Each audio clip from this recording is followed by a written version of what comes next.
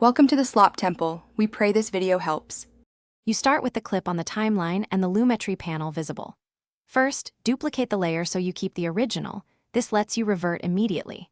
Next, select the top clip and choose the eyedropper or HSL secondary controls in Lumetri.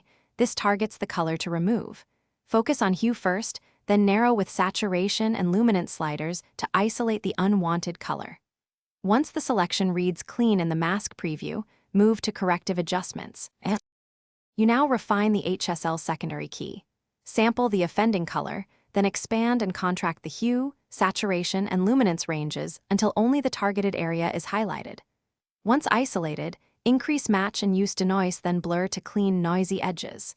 After that, either invert the key and reduce saturation to remove color or shift hue toward a neutral tone.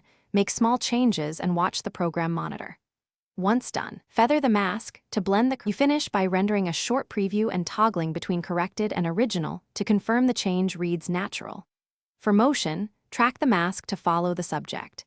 Use an adjustment layer if multiple clips need identical fixes.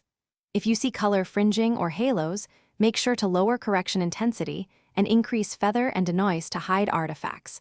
Sometimes partial desaturation works better than a full hue shift.